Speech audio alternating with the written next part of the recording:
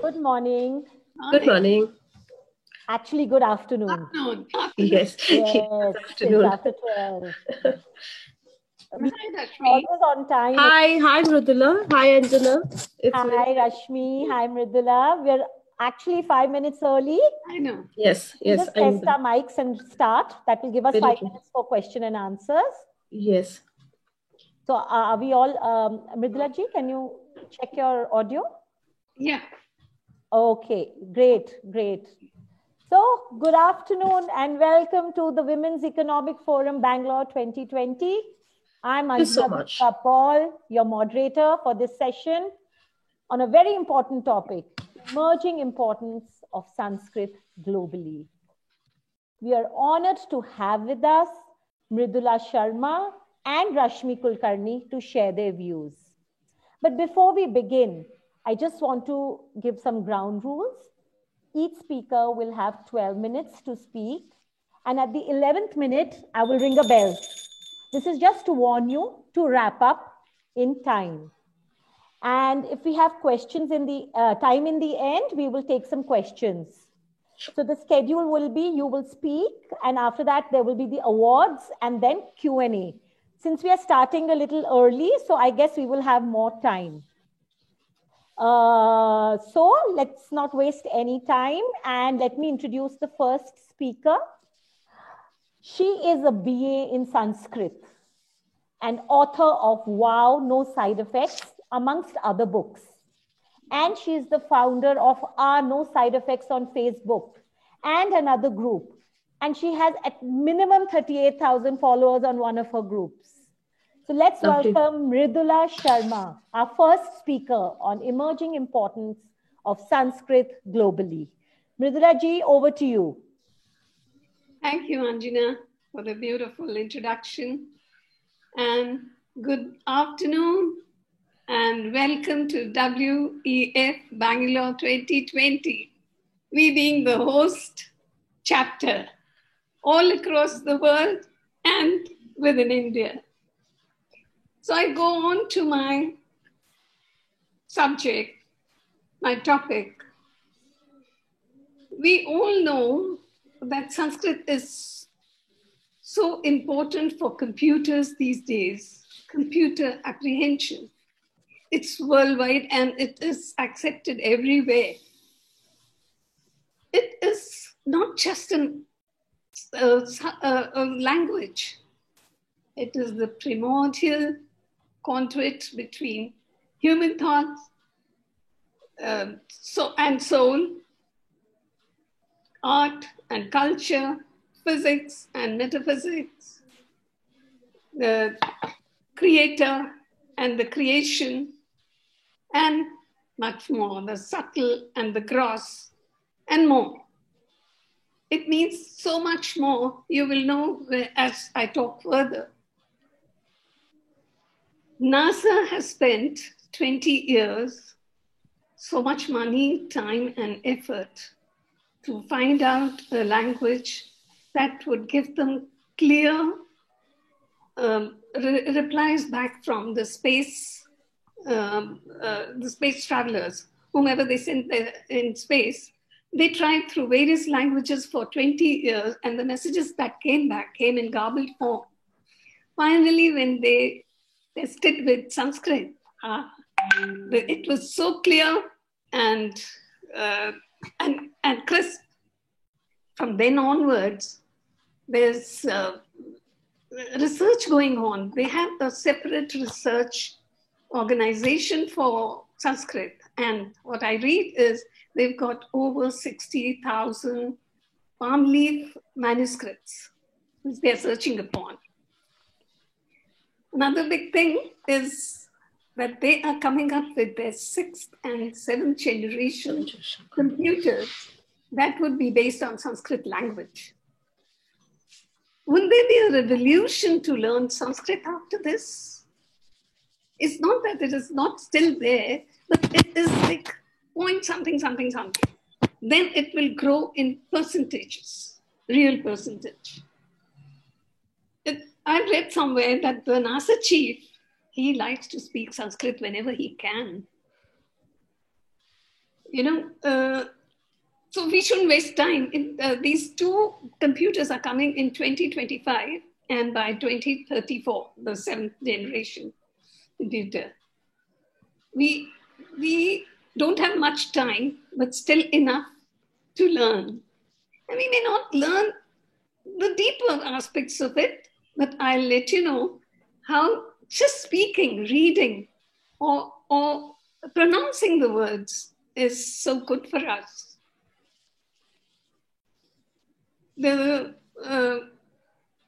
It is said that the phonetics of language have their roots in energy points in the body. And these points, when we speak, read, or recite the language, these points are activated, which leads to reduction in stress, relaxation to the mind, and taking care of the diseases. And the British, in Britain, there's a school called James Junior School. Of course, there'll be many more. But this James Junior School has made it compulsory for its students from 6th to 11th to speak Sanskrit. And they say that these children have become much better in different difficult subjects like science and mathematics. They want the children to speak Sanskrit. Similarly, there are many schools in Ireland also. There are many in Britain too, not this one alone. And why they want their children to speak in Sanskrit is because when we speak Sanskrit, all the nerve points of the tongue are activated, which leads to better blood circulation, and it betters the mind power. So that is an advantage of Sanskrit. Sanskrit, we have known, has been a very pet thing to Germany. There are 14 universities that teach Sanskrit in Germany. They say that the demand is much more and they cannot fulfill it. Sometimes they have to hold summer sessions for it. And more amazing is that in all the American university where Sanskrit is taught, the teachers are not Indians. The teachers are Germans. And what I want to tell over here is, generally even the Indians, we think that Sanskrit or our literature or the Sanskrit books are related to religion.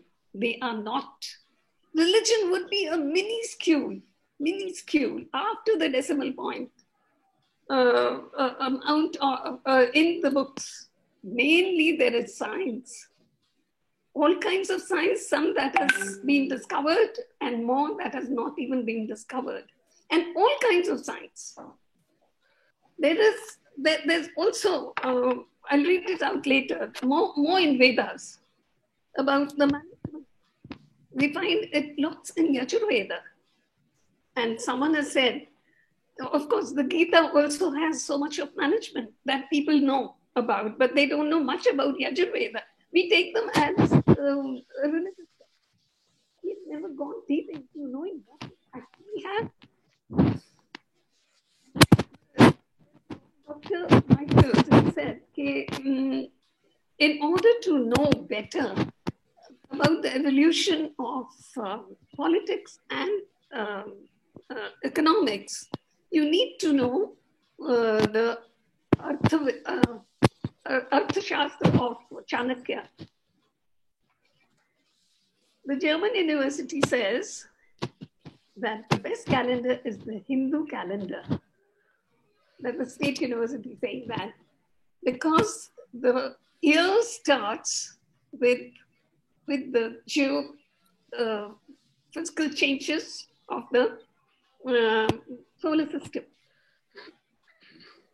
The Russian university, state university, says that the Hindus have great, deep science in their books, like Vedas, Upanishads, the Puranas, Mahabharata, and the Ramayana. So all these people are acknowledging the amount of knowledge that we have.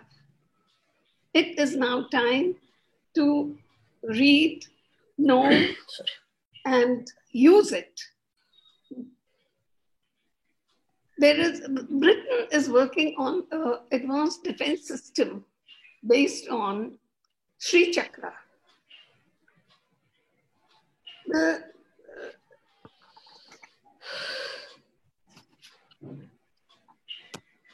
There are 17 countries that have one or two universities which are studying Sanskrit in order to get technological advantage.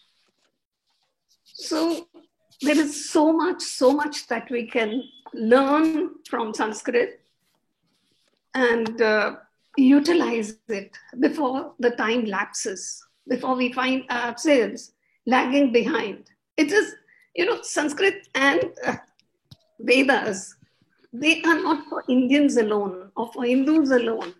It is that they got left behind over here. These were for total humanity. And I'll tell you one or two things. On the 9th of July, I had given another talk where I told them, of course, that was on science in Vedas. But, in the Vedas, from there comes the speed of light. They say it's 1,85,000 and some decimal points. That is the speed of light per second, per miles per second. And in 19th century, two scientists have said the same thing, but they've made it at 1,86,000 miles per second. So I would say that the Vedas thing is better than, would be the more accurate one.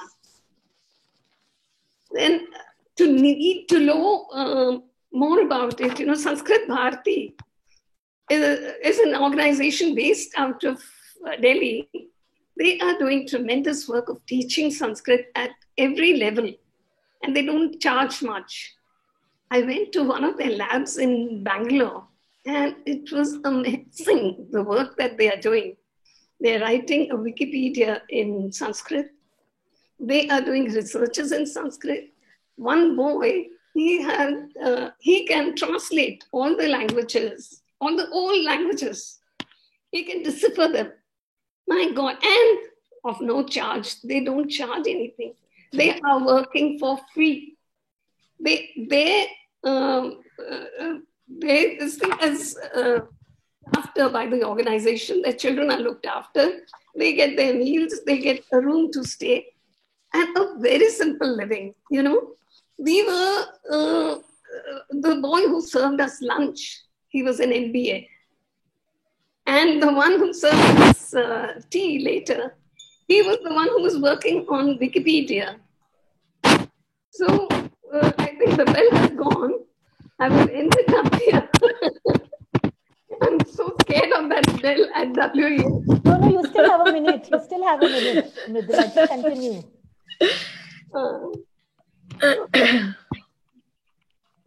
One thing I'll tell you, one more thing in that 1 minute. Is, we have so much of radiation inside the house, like the TV here and the laptop that I'm working on. There's a phone line next to me. So much of radiation is generated within the house. How do we get rid of it? The Indians will laugh at me. And but I must tell you, by burning cow dung cakes, we finish off the radiation. And you wouldn't believe that cow dung and cow urine is being exported in shiploads to the Western countries. America has made a few medicines and patented them. Wow. Plus so much, little bit more. So much is there that, the weeds growing in my garden, they're good for jaundice. They're good for, beyond jaundice, cirrhosis. Will you believe that? Brahmi is just growing out of one thing. I didn't grow it. On the road, you have that madar plant, it is called. That is good for so many things. So like that, anything growing anywhere is so good, what all can be patent. I know we need to know what is our indigenous plants. So thank you so much, Mridula ji, for your insights. And now I would like to introduce our next speaker. She is the founder of Tarang Studio, which helps women from rural areas who are not so literate but have skills by supporting them with raw materials to make items which are supplied to corporate industry for various gifting needs. Their organization is mainly in Bangalore and Belgaum. So let's welcome our next speaker, Rashmi Kulkarni. Over to you, Rashmi. Our topic, emerging importance of Sanskrit globally. Hi, Anjana. Hi, Mridula. It gives me an immense pleasure to talk in WAF 2020 today, the digital forum. And I should say that this is my, I think it's the first of the digital platform where I'm speaking, especially on the subject, the Sanskrit.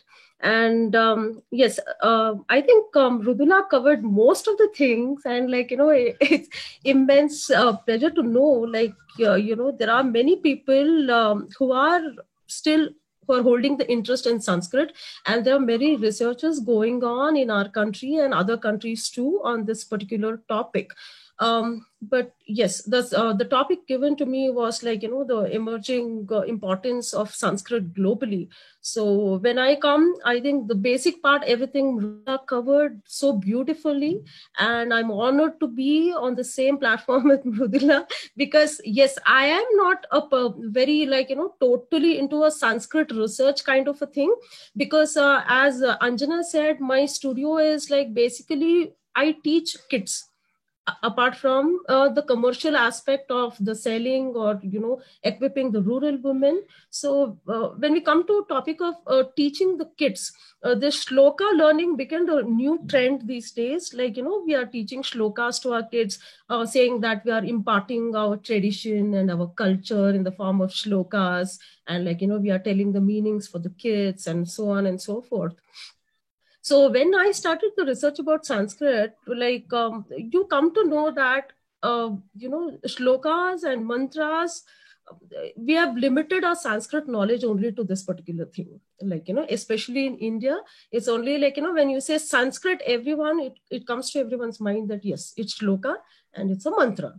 So whatever you talk and we say, it's like we are saying a shloka. But there is Sanskrit as a wide aspect, as Mridula mentioned. You need, I think, ages to know what exactly the whole Sanskrit is. So I mean, it's very interesting to know in depth of Sanskrit when you go on, and you just come to know there was work ancient.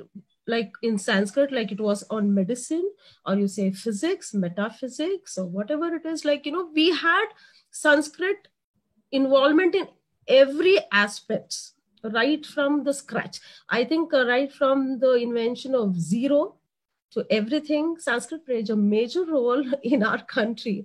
And we are known for Sanskrit, but unfortunately what has happened, I feel, is Sanskrit is losing its importance in our country, though there are many universities, and I think our own Narendra Modi is emphasizing on, the usage and learning of Sanskrit, and which is a beautiful thing right now. Coming to global aspects, as the ma'am mentioned, okay, what is that why is Sanskrit needed globally at this point of time? So that is where we are playing a major role. When you go in-depth studies of Sanskrit, as we said, there are medicines, and in Sanskrit there's something called as Samhita. It's like a collection of things together.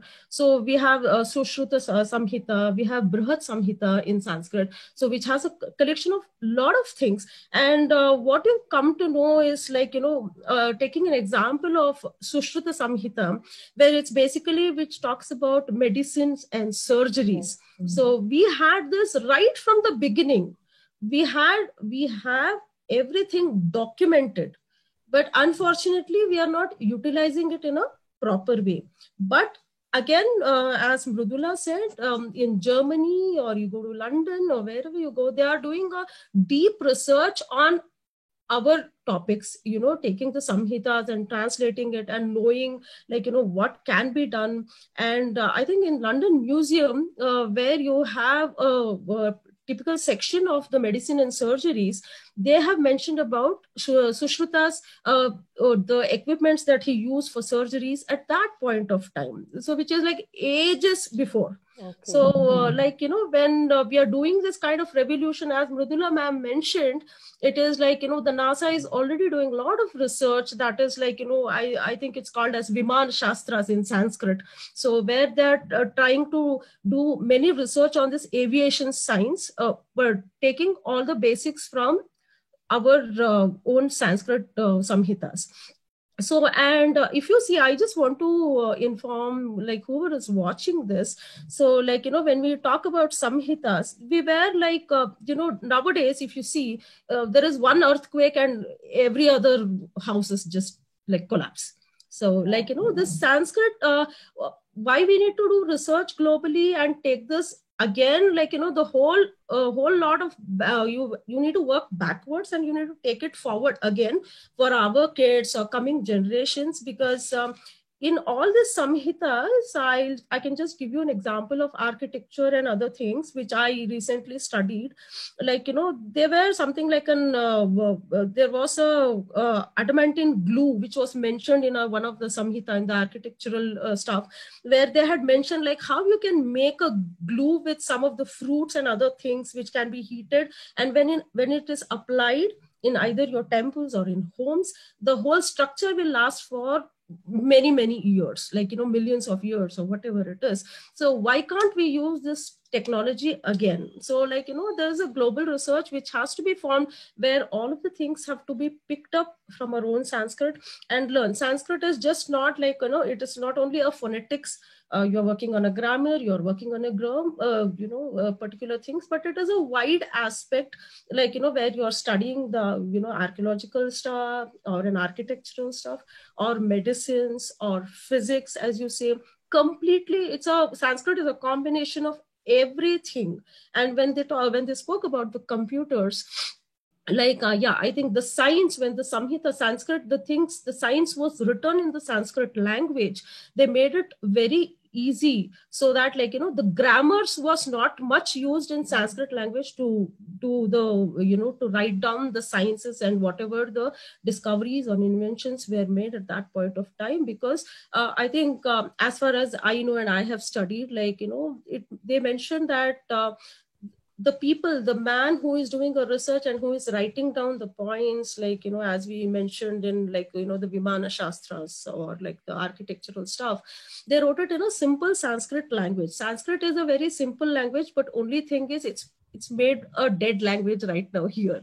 I think we need to work on that. And there are a lot of things, like, when Mrudula ma'am said German, like, they take proud of Sanskrit language because they feel like, that was the base of their language to emerge in.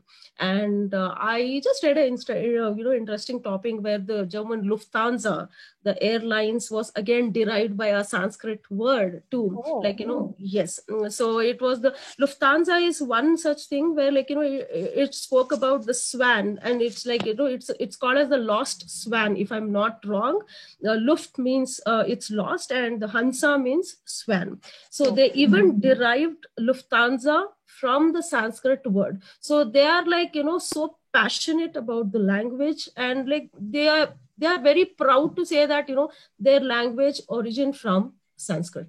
So I just feel that, being the mother of the whole many languages, Sanskrit should be given importance to do a lot of research and other things, in particular scientific areas, because Sanskrit is known as a scientific language. Correct. Basically, it's known as a scientific language because there are proven things like even English has one synonym, but if you see Sanskrit, there are many synonyms to a particular word. So like, that is the beauty of Sanskrit. So we need to take this globally, because for the mankind, when, most of the Sanskrit shlokas mention, we are all together, we are for each other. So the language is not just limited for one particular region or like India, whatever it is, but like, when you say like Sarve Jana Sukhino Bhavantu in Sanskrit, so we have emphasized that, everyone should be happy, everyone should grow. That is what I think our Indian stuff says, and even the Sanskrit also says that. So when we are talking about, globalization or anything, so India also has to join hands and do more research in terms of Sanskrit, and globally they need to join hands, and India in Sanskrit has to be made a major language to know and study, rather than, when people say Sanskrit is my first language, they just see you like aliens here in India. But when you go to other countries, you're more respected, because a Sanskrit student is respected like anything in other countries. Why not in the original country? Like, they also say, like, the Sirens were the first people to know Sanskrit more than, like, Indian. There are a lot of research behind, like, the origination, where it was found, where the manuscripts was found and all those things.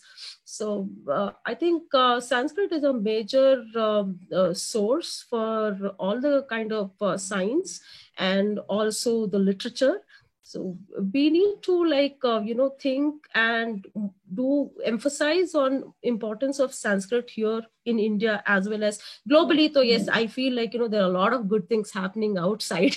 So we should be doing a research in India only because like Sanskrit being a major subjects. I think I end my topic here. If there is anything, like I would be, happy to Rashmi, lots of research is happening and yes. I'm working on that. Yes, Mridula ma'am. I'm so happy to connect with you. I am working on making students who are experts, like, yes. Teaching them engineering, architecture, all of that through our books. Yes. And it is happening. Day before yesterday, I was on a Zoom call for this only. This is happening in Maharashtra. One is happening in UP. Others I don't know, but I'm connected to many such people. And I have never called it a dead language. And NASA says it is the only living language, which is so unambiguous, spoken on the planet. So I was so happy when I read that at least NASA has acknowledged and we call it dead language. No, that is, I think that is the major drawback here, Mridula ma'am, because I have also connected in various forums for this, and like some people like welcome the thing, and some people like, they just see you like, okay.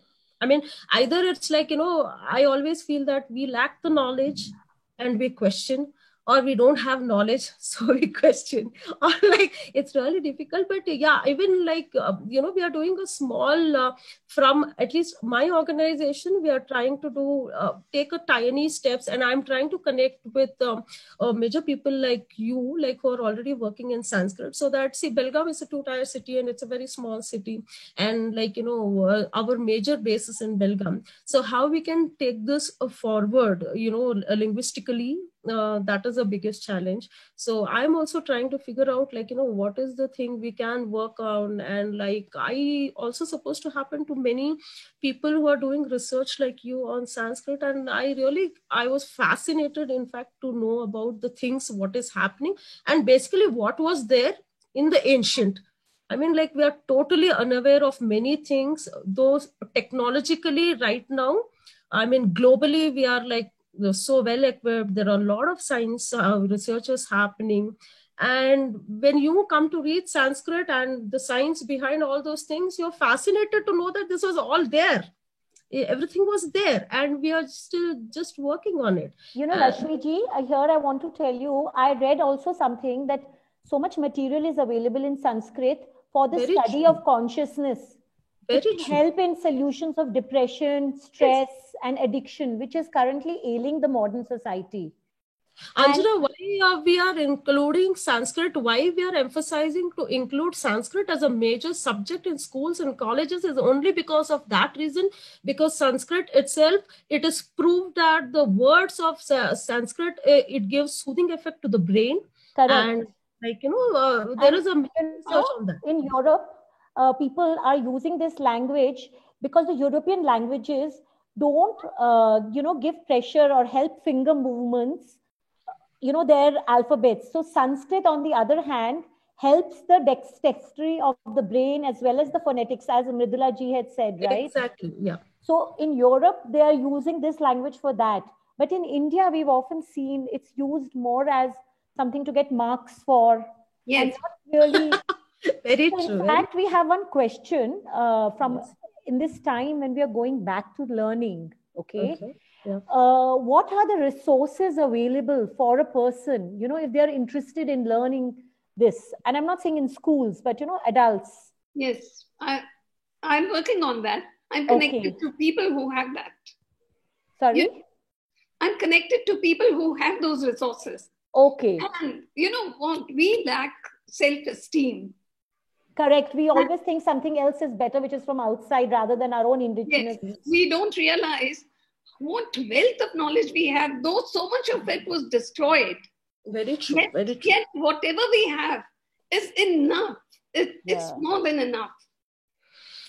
Coming to this thing, like, Google is one such thing, like, where you have a lot of stuff. I mean, at least if you're a starter or something where you're just starting to know what the language is, about the history or whatever, I think the Google is the best source. If you find out, if you do a proper research, and like, if you can connect with people like Mridula, who can actually guide you through, like, what has to be thought and what has to be seen or learned. It's a great thing to go on Google. It's a very simple thing. Like, there are a lot of samhitas also which are uploaded on Google. But only thing is you need to know the basic essence. Like, what is that I need to find? If I don't know what I'm finding, so even Google will not help you. So, the question here is, are there any sessions where someone can, attend? So, Mridula ji, if there are people who are interested in learning. Yes, so they can connect with me. Definitely, definitely. After finishing my course, of course, I know little. And when I say little, means I don't add and the. That means I know nothing about Sanskrit. So I finished the course. A brainwave came and I said, I just wrote on various WhatsApp groups, learn to speak Sanskrit without grammar. Will you believe in 1.5 days, I had one group full of 257 members. Wow. Started as a group. Next day, 200 people came there.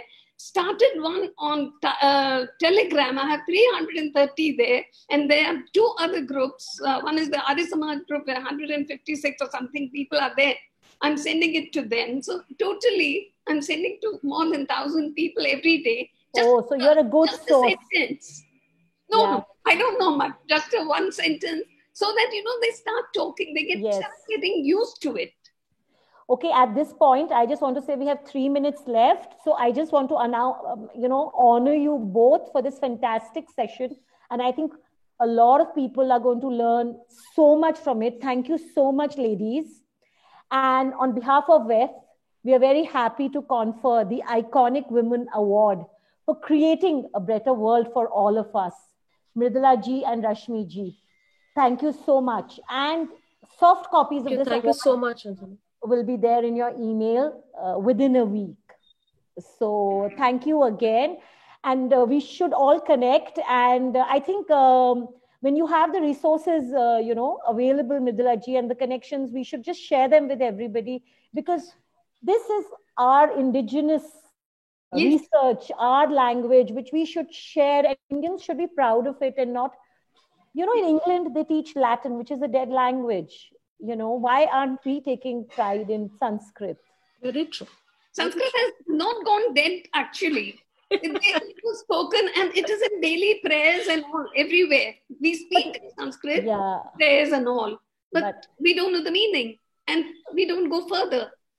Yes, so a lot of people, try and think that Sanskrit is only a religious angle. There is so much more than the religious angle to Sanskrit. That is what we need to disseminate, to the public and taking pride. So thank you again, ladies. And now I would say, don't pick up your books from anywhere, because most of them were also gotten made to finish it. And I read somewhere, for Hindus to hate their Vedas. So don't pick it up from anywhere. I had that session on 9th of July, and my daughter saw it and she said, "Oh, Mama, I just saw what a great lineage we come from." And she said, "I started learning my Vedas." I said, "You have Vedas?" Because I told that girl, "You were too American for my taste." Yeah. And I was surprised to see that she said, she's got Vedas in her, but all wrong copies. Okay. I said, she told me, she said, I better burn them and buy the right ones. Okay, Anjana, so can I take a second, please? Yeah, okay, we'll get cut off automatically, okay, at 1 o'clock. Yes. Mrudula ma'am, how do we connect? I mean, like your contact numbers and other things. How do I give you? We'll do that. We'll do that offline. We can do that offline on the platform, in fact. Okay, we'll meet. Yeah, you can put it now, Rashmi. Done. Okay. Yes. So again, thank you. Thank you so much. Thanks so much. To leave the room so that the next session can start. Yes. Thanks, Anjana. Thanks, Mrudula. Thank it was you a so beautiful much. session. Thank you so much. Yes. Bye-bye. Bye.